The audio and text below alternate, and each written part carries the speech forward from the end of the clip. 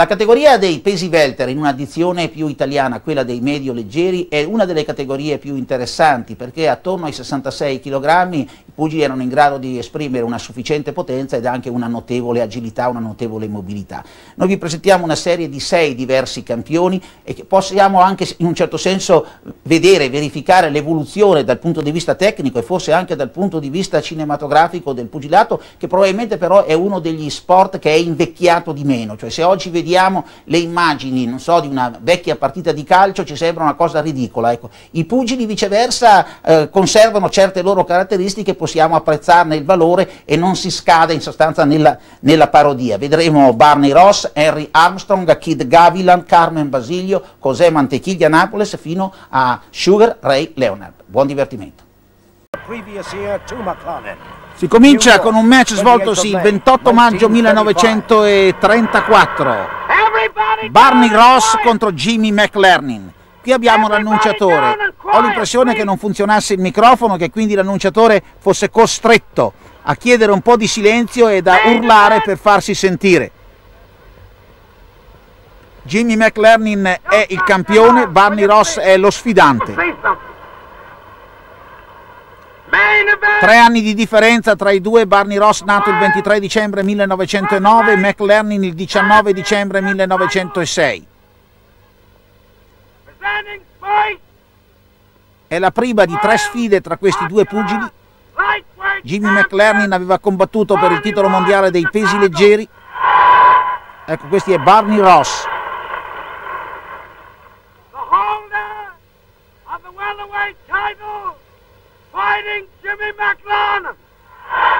Ecco, Jimmy McLernin.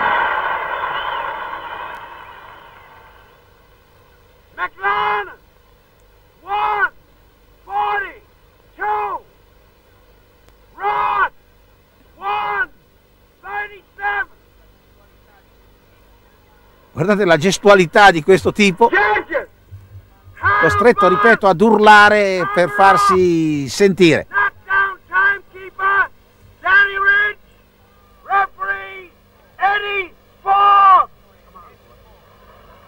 L'arbitro è Eddie Forbes. Tutti e due in pantaloncini neri, riconoscibile da una cintura più chiara Barney Ross. This shaping up to be one of the great trilogies of all time. At the moment it stands, of course, at 1 win apiece. Due pugili di notevole qualità. McLernin, the champion, with his back to us now, with a slight weight advantage, 5 pounds the heavier. Siamo a Long Island City. To Canada as a child, and straight away going to work to the bottom.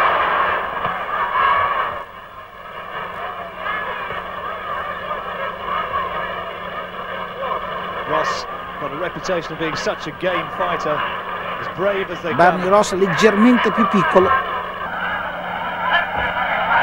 Destro di McLernin. Sinistro di Ross. What a good chin he's got as well. Took that left flush and another one from Ross. Good start from the challenger. Barney Ross professionista dal 1929. McLernin dal 1923. McLernin aveva perso ai punti in 15 riprese contro Sammy Mandel nel 1928 in un tentativo di conquistare il titolo mondiale dei pesi leggeri.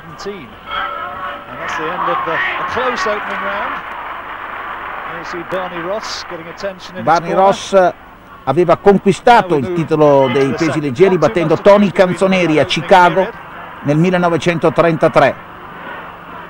Aveva difeso questo titolo contro Johnny Farr, aveva battuto ancora una volta Tony Canzoneri. Does have a reputation of being a bit of a puncher, and there you see him trying to unload with that big left hook again. But Ross, granite jawed.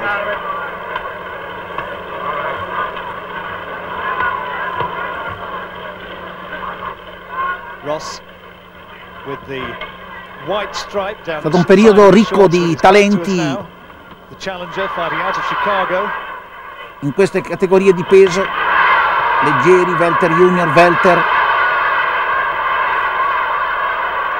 Made to miss a wild shot there. Il largo sinistro di McLernin.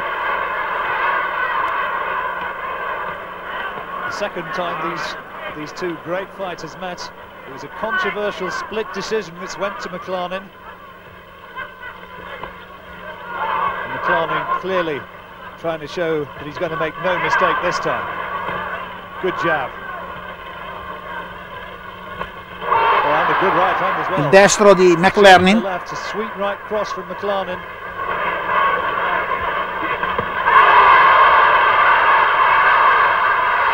Poi il destro di Ross. Ross not taking a backward step. And that's another fine round. McLarnin probably just about edging it. Si passa nella nostra sintesi alla settima ripresa.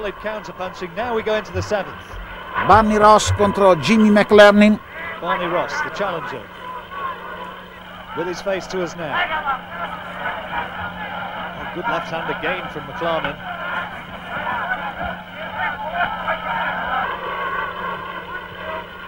McLarnin, that favoured left hook is a real danger punch. You can see great hand speed and another good left hook.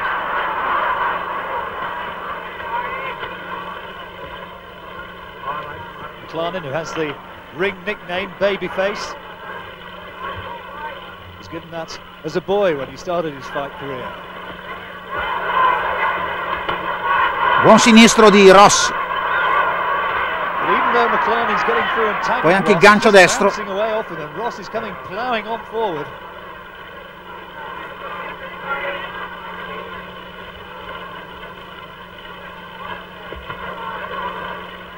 Ross in his 77th pro fight here, Jimmy McLarnin in his 74th.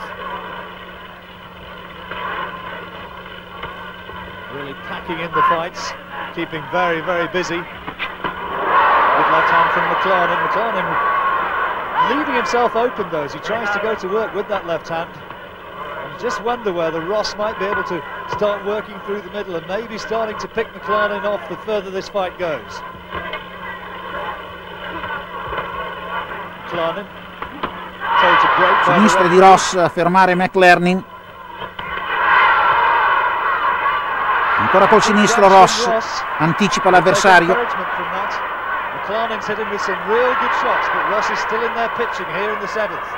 C'è stato un destro di McLernin, poi il sinistro di Ross e la conclusione della settima ripresa.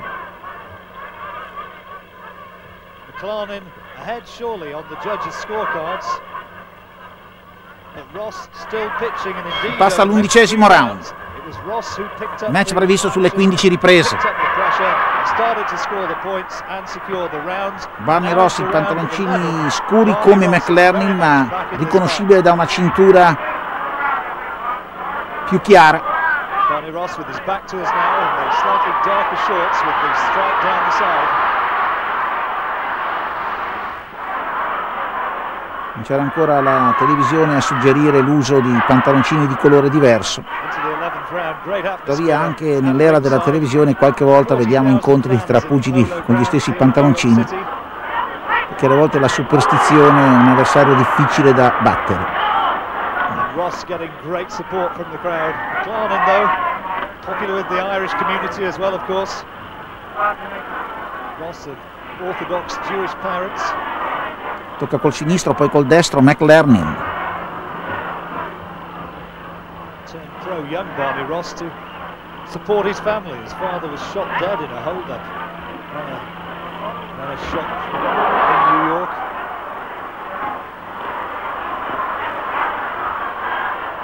And there really isn't too much to choose between these two men, and it's now coming down towards stamina and endurance.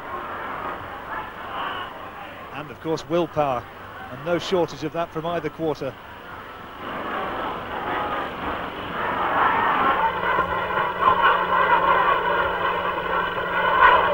Good jab from McLarnin.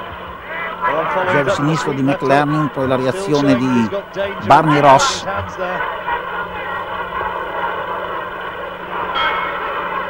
E il gong che chiude l'11ª ripresa. Si passa al 15° ultimo round. Match molto equilibrato, difficile da leggere, difficile da decifrare. Arduo il compito dei giudici.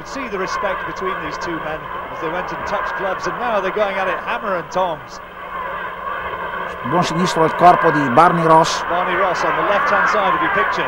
Again taking a good left hand from McLaren, the champion.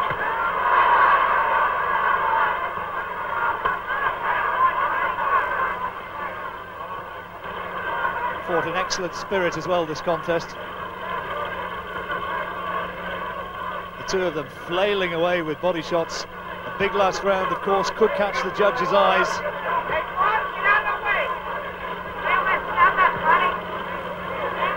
Una delle poche fasi confuse del match. McLaren's landing good solid punches in this final period. The question is he going to be able to narrow the gap? Molto stanchi tutti e due. Destro al corpo di Barney Ross, la serie a due mani di McLaren. Reagisce Ross. Il destro di Ross ha sbilanciato per un momento McLaren. Ancora Ross.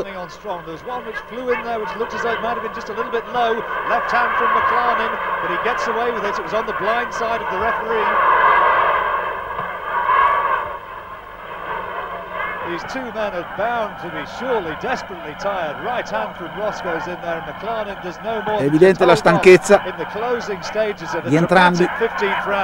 Tutti e due consapevoli che il match si può decidere in queste ultimissime battute, questi ultimi scambi.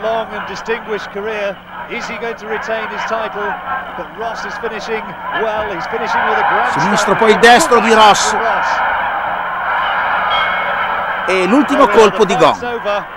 Once again it's gone the distance. The rubber match. Has Barney Ross done enough to take it? We think he's ahead on the judges' scorecard. It's been another epic confrontation. It's going to the three judges, and in just one moment we'll get that all-important verdict. Quindi grande incertezza per il verdetto. It's a split decision. Split decision. Verdetto non unanime. And the referee's decision makes a no welterweight. Vince Barney Ross, split decision, verdetto non unanime. Gran match comunque. E Ross è il nuovo campione dei pesi welter. World welterweight champion Henry Armstrong È il 25 novembre 1938 sul ring di New York. Henry Armstrong affronta Seferino Garcia. Henry Armstrong è l'unico pugile che abbia contemporaneamente detenuto il titolo mondiale in 3 diverse categorie di peso. A 134 libbre, quindi dentro il limite dei leggeri, Henry Armstrong affronta il filippino Seferino Garcia, 146 libbre. Quindi ci sono 12 libbre di differenza, più di 5 kg tra i due pugili. Armstrong sulla destra.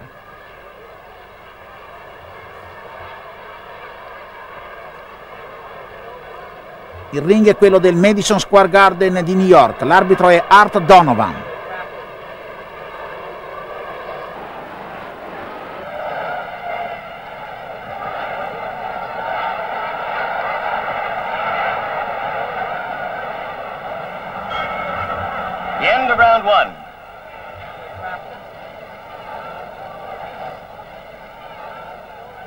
Siamo alla seconda ripresa.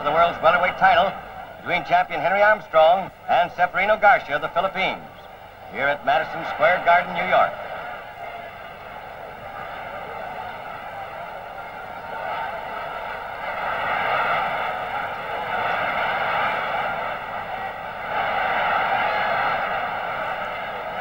È evidente la differenza di peso tra i due pugili, ma Armstrong è molto più veloce, molto più rapido di braccia. Garcia's the bigger man, while Armstrong is always pouring in and throwing punches.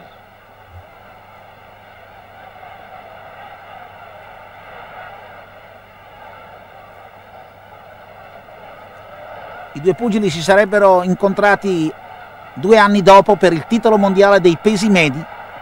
L'incontro conclusosi in parità. Se Armstrong l'avesse vinto avrebbe conquistato un 4º titolo mondiale. dopo quello dei leggeri, dei piuma e dei welter. L'impresa di Armstrong di detenere il titolo contemporaneamente in 3 diverse categorie di peso è accentuata dal fatto che quelle categorie non comprendevano le categorie, chiamiamole così, junior, ma erano 3 delle 8 tradizionali categorie di peso: piuma, leggeri e welter.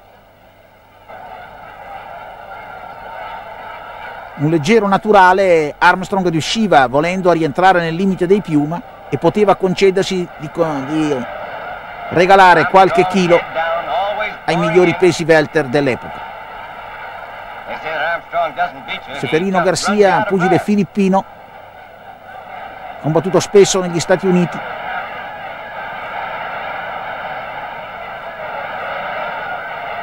Aveva un gran ritmo Armstrong, aveva 2 mani, la varietà di colpi, la continuità dell'azione.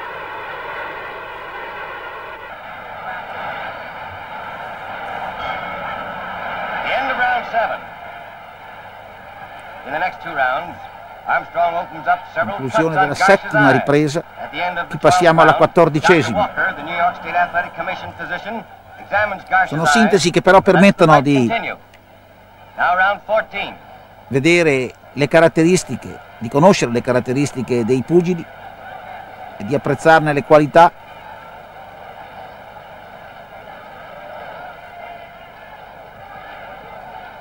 Armstrong aveva una naturale abilità di sapersi appoggiare all'avversario, di sfruttare minime aperture. Armstrong keeps whacking away at Garcia's eyes. He plays on Garcia's body, brings his guard down, then swings for the head.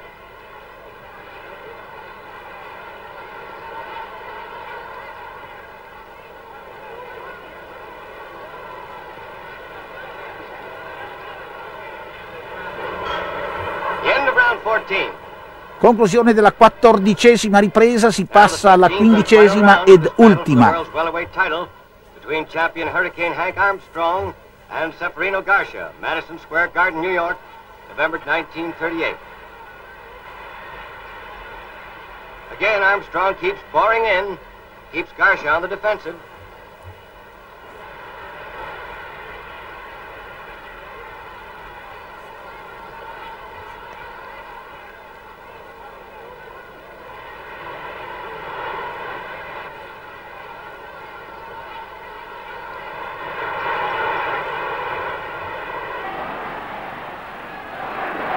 Uno specialista di quello che gli americani chiamano infighting, il combattimento da vicino, Henry Armstrong.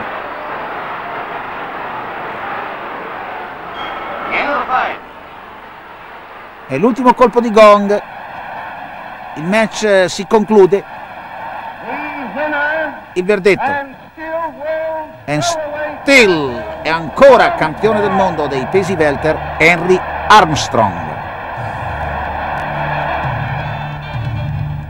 Quello che stiamo per vedere è uno degli incontri che ha suscitato enormi polemiche. Il 29 agosto 1951, il ring è sempre quello del Madison Square Garden di New York, l'arbitro è Mark Cohn e i protagonisti, il cubano Kid Gavilan e Billy Graham. Kid Gavilan nettamente favorito. Gavilan nato il 6 gennaio 1926. Aveva 25 anni all'epoca di questo incontro.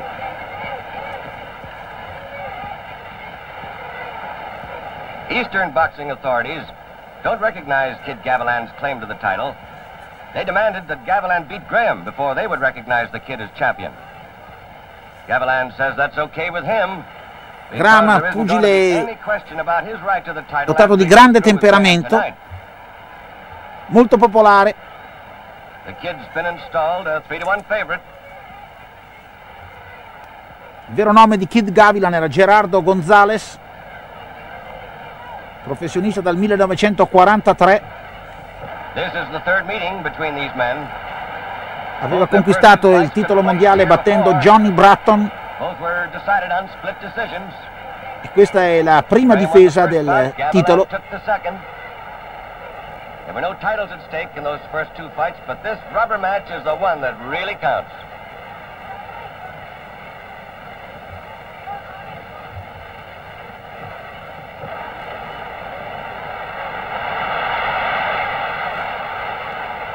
Più elegante la box di Gavilan.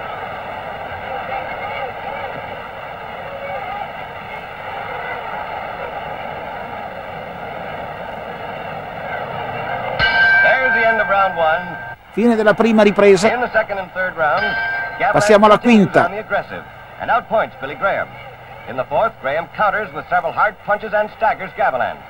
Now we're in round 5 of this welterweight title bout between Kid Gavilan, the champion, in the white trunks, and Billy Graham here in New York's Madison Square Garden. Kid Gavilan, pantaloncini bianchi, pelle scura.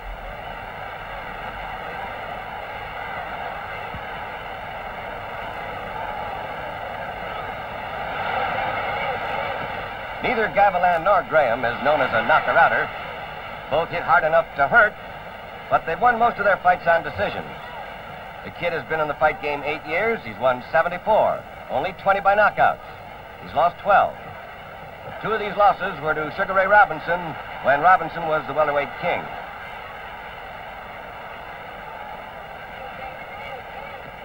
Billy Graham's been fighting for 10 years. He's won 91, only 24 by knockout. He's lost 6. 91 vittorie e 6 sconfitte nel record di Billy Graham.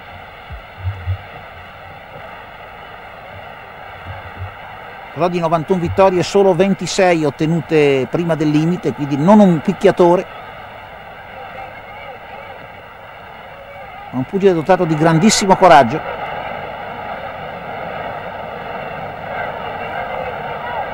Kid Gavilan is the aggressive type fighter. He comes in, swarms all over you, punching from all directions. L'ho incontrato personalmente qualche anno fa in un tipico bar di New York frequentato da molti sportivi e si stava ancora discutendo sul verdetto di questo match.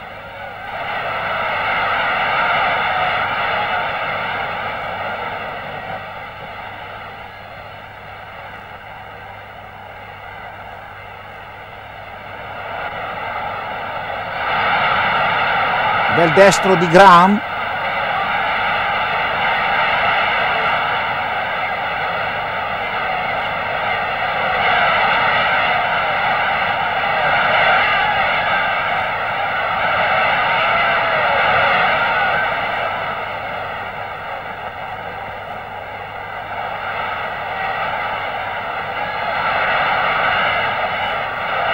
Billy Graham's considered one of the classiest boxers in the fight game today.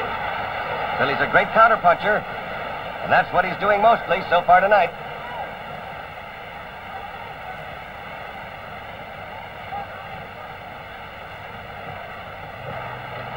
There's the end of round 5. Si passa alla 10ª ripresa. Gavilan's aggressiveness continues to pile up points.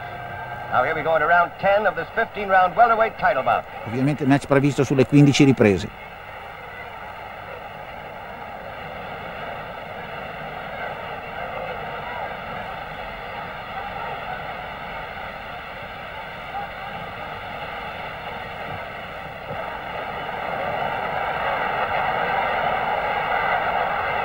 About 8,000 fight fans here at Madison Square Garden tonight. Sort of a small crowd for a title match. There's a lot of Cubans and Latin Americans here rooting for Gavilan. Buona porzione del pubblico del Madison Square Garden tifa per Gavilan. Tutta la popolazione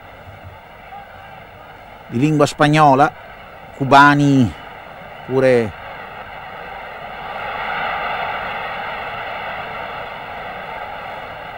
dell'America centrale, sempre i pugili di lingua latina hanno un grosso seguito a New York.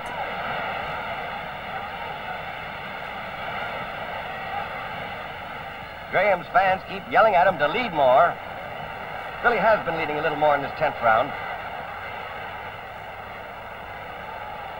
Graham is generally more effective in the infighting than Gavilan. The Cuban Kid likes to punch from a distance. He likes plenty of room to swing.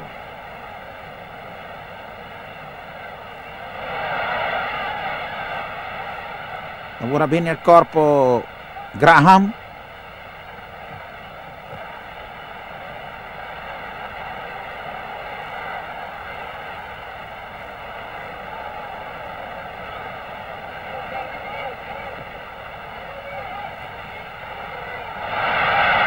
Tenta il caratteristico bolo punch Kid Gavilan, un colpo di cui era lo specialista. Un montante destro a traiettoria molto ampia.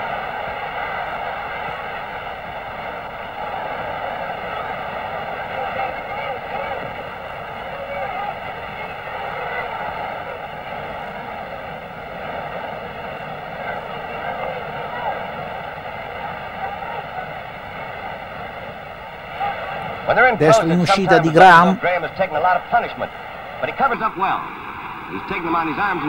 In largo destro di Gavilan, poi il sinistro di Gavilan. Sinistro e destro di Graham.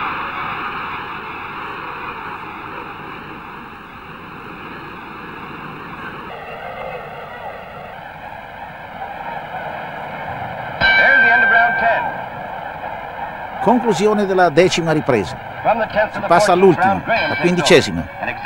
Graham già al centro del ring, prima del colpo di gong. Now here we go into the 15th and final round of this welterweight title bout between Cuba's Kid Gavilan, the champion, and the pride of New York's Greenwich Village, Billy Graham, here at Madison Square Garden, New York. Graham in the black trunks.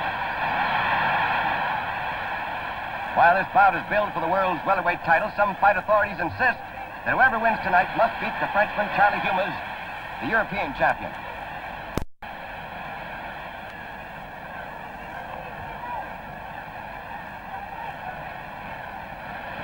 A vuoto con il destro Gavilan, rientra col sinistro al corpo. Fatica l'arbitro Mark Cohn a dividere i due pugili. Il destro di Graham.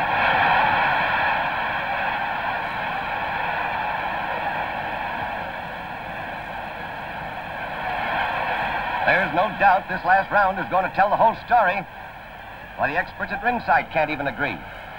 Comparing their cards, some show even up to now. Others say Billy Graham is slightly ahead. There's a lot of buzzing and conversation among these experts at ringside. This is really a close fight. Grandi polemiche anche a bordo ring tra i giornalisti sul vincitore di questo match. A knockout would end all doubts about the winner. Molto And the equilibrato, fans are yelling for him to give it a Graham. con un Graham superiore alle attese.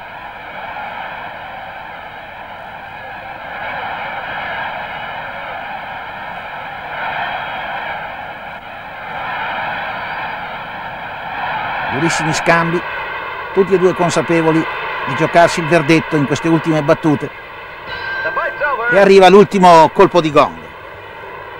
It's a split decision. One judge votes for Graham, the other judge and referee vote for Gavilan. Un giudice ha votato per Graham, 2 per Gavilan. Kid Gavilan vince i punti, split decision, ma le polemiche continueranno per anni. Carmen Basilio fights È il 12 settembre 1956, il ring è quello di Syracuse, nello stato di New York. Carmen Basilio contro Johnny Saxton. Carmen Basilio, Johnny in Saxton white è il trunks, pugile nero. challenger. Johnny Saxton, welterweight champion of the world in black trunks. Saxton aveva battuto Basilio il 14 marzo dello stesso anno, nel 56, riconquistando il titolo mondiale che aveva vinto battendo Kid Gavilan nel 54, lo aveva poi ceduto a Tony DeMarco nel 1955. In Chicago. Di un incontro, ripeto, vinto da Johnny Saxton nel marzo precedente. Dopo 6 mesi si ritrovano di fronte.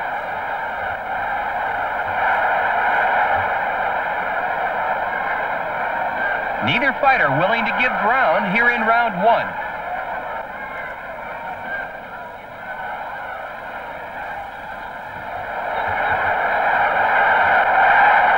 Il match si accende subito. Good body punches by challenger. Due buoni Carmen colpi al Basilio in corpo white da trunks. parte di Basilio.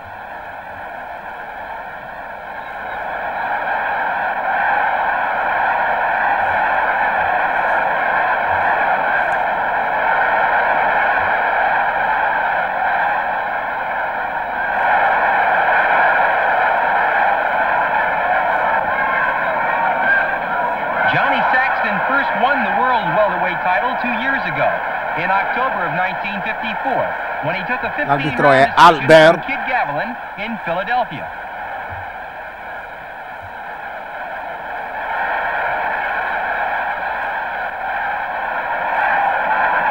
Più bello stilisticamente Saxton.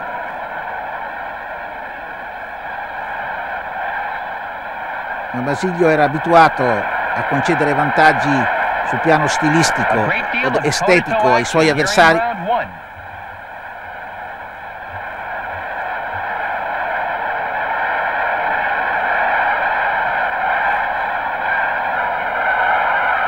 Saxton staying all over Basilio. Comunque Saxton ha segno in questa azione.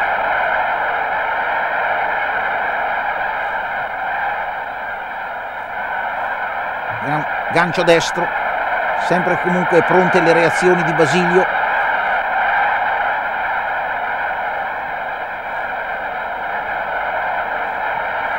Match durissimo. Destro-sinistro di Basilio, poi la reazione di Saxton. A great close-up of the action.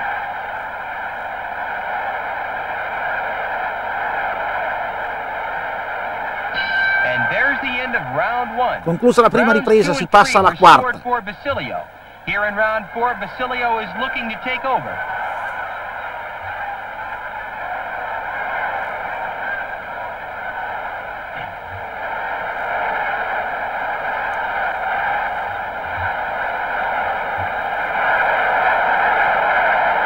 Gancio sinistro di Saxton. Furious exchange here in round 4.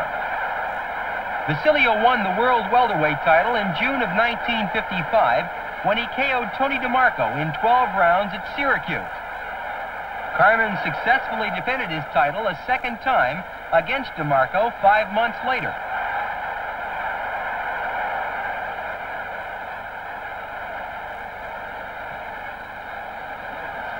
Champion Johnny Saxton staying all over Carmen Basilio. Il ritmo che riescono a mantenere i due pugili.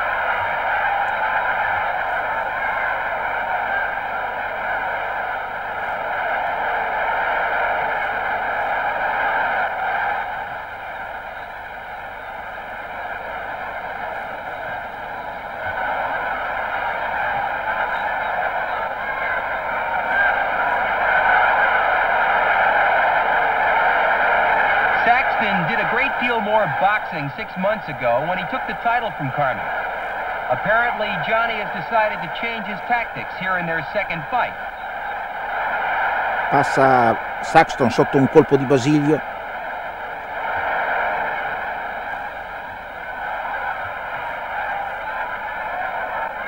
A vuoto col destro, tocca col sinistro Saxton. And it's quite unlikely that anyone is going to outslug him. Tocca col sinistro Basilio. Basilio in avanti col sinistro, poi il destro, il sinistro a due mani. Scambio terribile.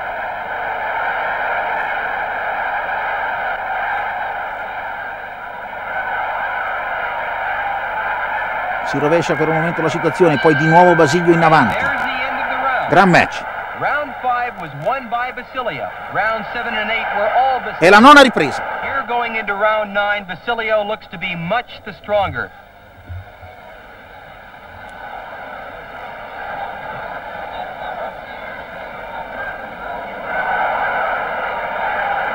Col sinistro Basilio. Very confident.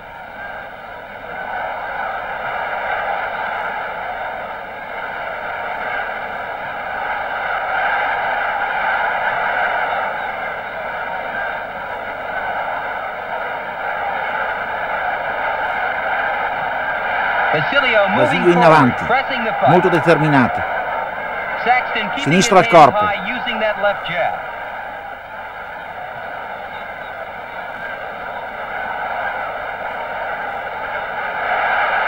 Sinistro e destro, sbanda Saxton, che sembra stanchissimo. Sinistro e destro ancora di Basilio.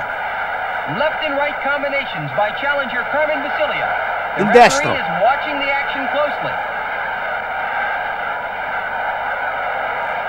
Basilio insegue Saxton per il ring. Destro, barcolla Saxton sulle corde. Saxton on the ropes, very groggy, taking everything Non ce la fa a tenere i colpi Saxton. Destro, sinistro, entra l'arbitro e ferma il match.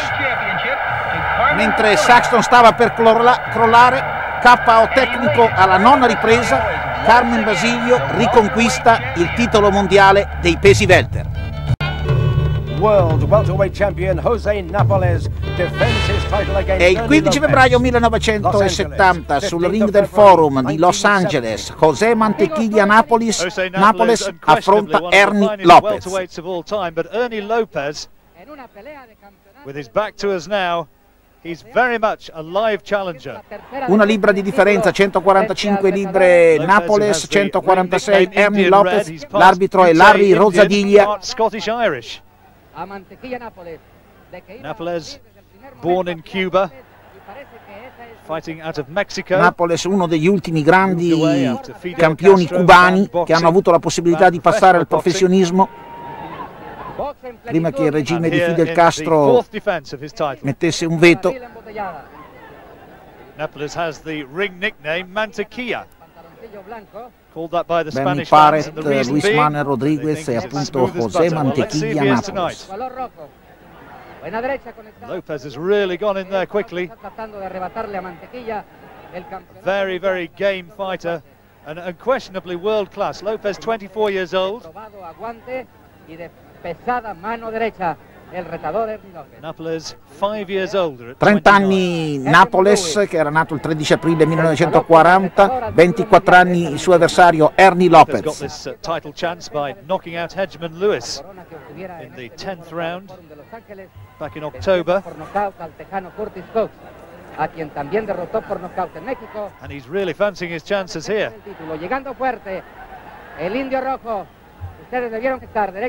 Napoles aveva conquistato il titolo mondiale nel 1969 battendo Curtis Cox per KO tecnico alla 13ª ripresa. Taking a few shots from Lopez in the early stages here in the Curtis first Cox ha round. combattuto in Italia contro il nostro Fortunato Manca a Roma nel 1965, nella stessa riunione in cui Salvatore Borruri ha conquistato il titolo mondiale dei pesi mosca contro Pone Kingpage.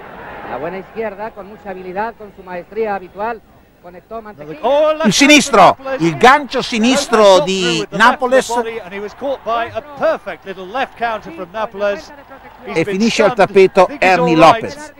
But you saw the blinding hand speed of Jose Napoles there.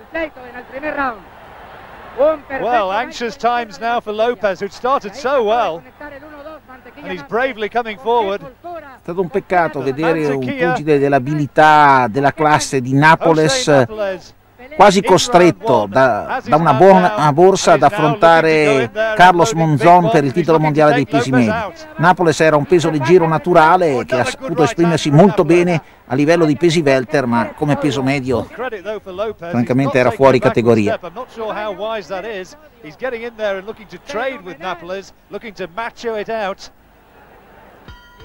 And a dramatic opening round. Prima ripresa, un knockdown inflitto da Napoles al suo avversario, ma comunque troviamo Ernie Lopez ancora gagliardamente in piedi al nono round. Jose Napoles, the defending champion, on the right-hand side of the picture, in control, with the one knockdown in the opening round, now looking as though he's on his way to retaining his title. Lopez, a big favorite in Los Angeles. Con esta inspiración que le vino a partir del séptimo episodio. Inspiración en grado. Of course, a big Hispanic population in LA, and they're firmly behind the champion Napoles.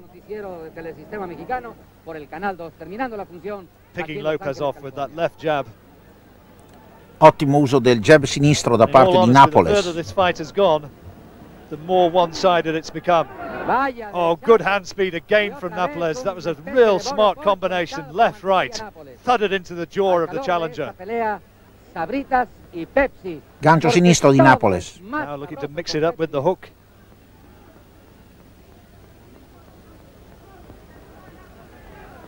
Lopez so game, doesn't like to take a backward step, but is being forced to do so. by this relentless jab of Napoles. Napoles tonight in his 64th professional fight. Had a brilliant amateur career. And he's carrying that out through the pro ranks.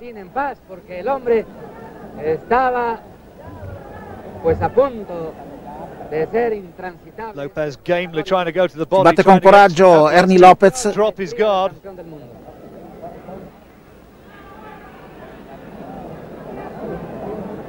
A Napoles gli è chiaramente superiore. Gancio sinistro di Napoles. Lopez felt that one. Just for a moment he looked as though he was stung by that left hook. Su última pelea fue en octubre frente a Emil Griffith y lo alcanzó con ese amplio golpe. Sugar Ray Robinson, incidentally, a fascinated observer, I'm sure, at ringside. Sinistro e destro di Napoles. Sbaglia pochissimi colpi. Ottima scelta delle traiettorie.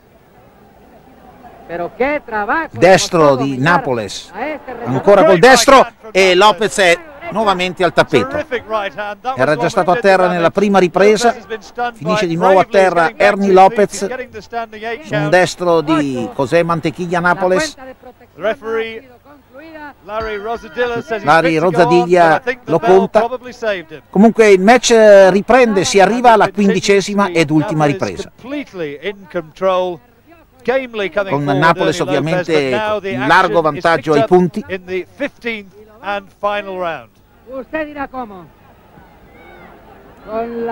Napoles getting $100,000 tonight in defense of this title.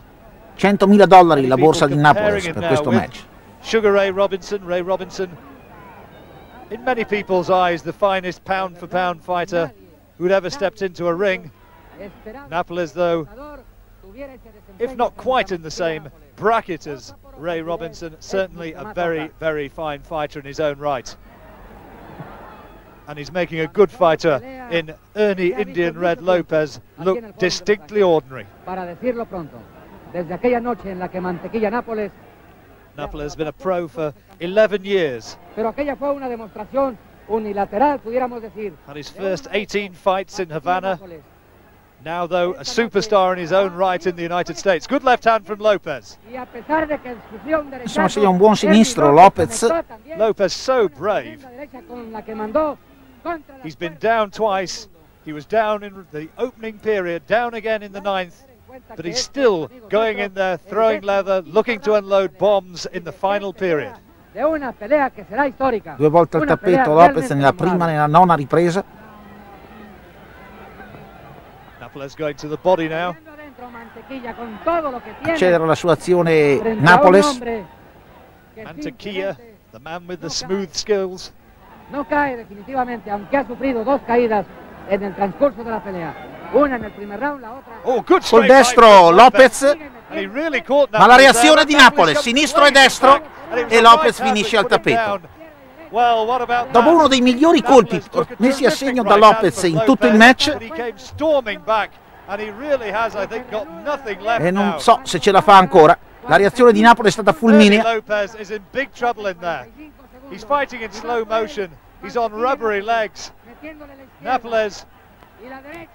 Ecco qui. Non ce la fa Lopez.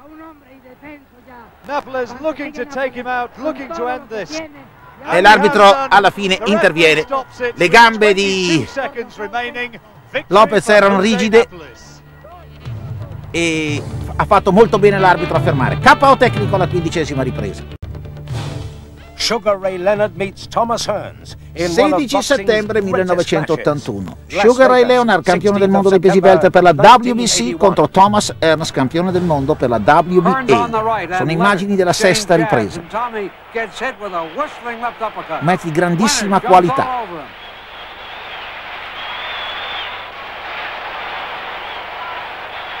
Leonard pantaloncini bianchi ma cintura rossa. Pantaloncini di Hearns completamente bianchi. Tommy sticks out his tongue and Leonard keeps pouring it on.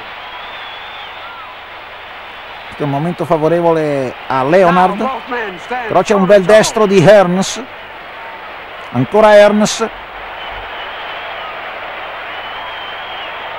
un bel sinistro al corpo di Leonard. Murderous shots by Leonard, and Hearns comes right back.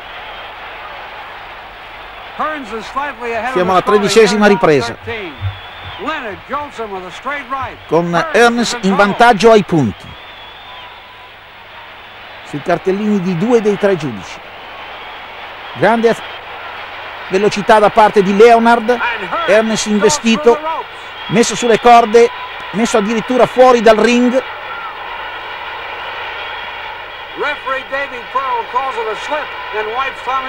Sembrava avviato ad un successo Thomas Hearns, investito da una serie di colpi velocissimi da parte di Leonard, messo al tappeto. L'arbitro è David Pearl. Si arriva alla 14ª ripresa, ormai le resistenze di Hearns stanno cedendo. Guardate questa sequenza, non sbaglia un colpo Leonard ed è KO tecnico alla 14ª ripresa. Leonard diventa l'unico a quel tempo campione del mondo dei pesi welter.